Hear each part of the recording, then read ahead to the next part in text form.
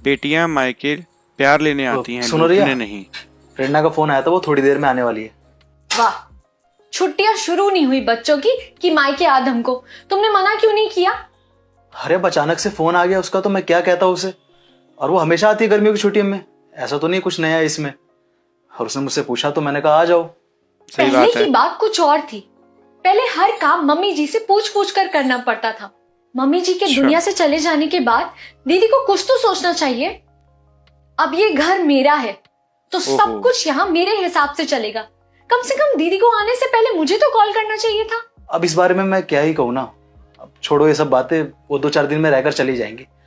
अच्छा ये बताओ, मैं मार्केट जाऊं, उनके लिए कुछ लेकर आना है? अब दीदी के लिए क्या मार्केट से कुछ स्पेशल अरे ये कैसी बातें हो रही हैं? मंगवाना है? जो भी बनेगा खा लेंगी, तुम्हें मार्केट जाने की कोई जरूरत नहीं है। अरे क्या हो गया तुम्हें? पहले तो जब प्रेरणा आती थी तू हमेशा उसके लिए स्पेशल खाना बनाती थी, आज नहीं बनाओगी क्या? वो चेंज हो गए। पहले मम्मी थी, उनकी वजह से दीदी की पसंद का कितना कुछ बनाना पड़ता था। पर अब ऐसी कोई टेंशन नहीं है, जो भी बनेगा उनको खाना पड़ेगा। और अगर उनको नखरे दिखाने हैं तो अपने घर पर ही रहे वो। और हाँ, तुम मेरी बात ध्यान से सुन लो, अगर 1 रुपए भी तुमने अपनी बहन की फरमाइश पूरी करने में लगाया ना तो तुम देख लेना। बहुत बड़ी बात कह दी। मम्मी जी ने जीते जी तुम्हारी बहन को भर भर कर दिए। अब अरे तुम भी बाप ये रे। सब करने मत लग जाना। सुन रहे हो ना मेरी बात? हाँ बाबा सुन रहा हूं मैं। अब ऐसा क्या रियल में होता है क्या? कमेंट करके बताएं। बस भी करो।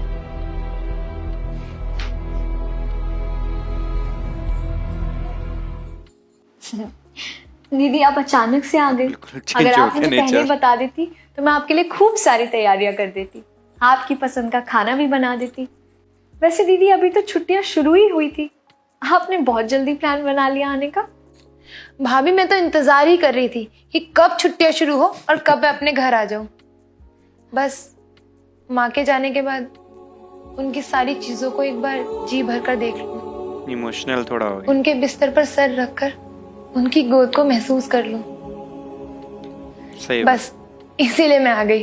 और वैसे मैंने भैया को सुबह फोन करके बताया था कि मैं आने वाली हूँ। एक भाई समझ इन्होंने सकता आपको है। बताया नहीं क्या? तुम तो जानती ही हो ना, तुम्हारे भैया कितने बड़े भुलक्कड़ हैं। चेंज कर दिया। इन्हें कहाँ कुछ याद रहता है। अगली बार तुम्हें आना हो तो मुझे कॉल कर देना। Oh my God. भैया आप बताइए, आप कैसे हैं? आपका बिजनेस कैसे चल रहा है? माँ ने मुझे बताया था कि आपके बिजनेस में लॉस हुआ था।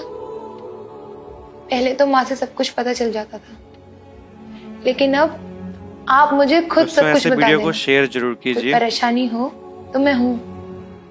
हाँ प्रेरणा, वो माँ की डेथ से पहले थोड़ा सा बिजनेस में लॉस हुआ था, लेकिन अभी सब कुछ ठीक है।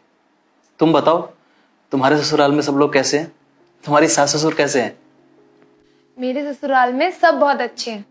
बस आप लोगों से मिलने का मन था तो जल्दी जल्दी में चली आई। एक ही रात के लिए आई हूँ, कल सुबह चली जाऊंगी। ओहो, कल सुबह ही वापस चली जाएंगी आप?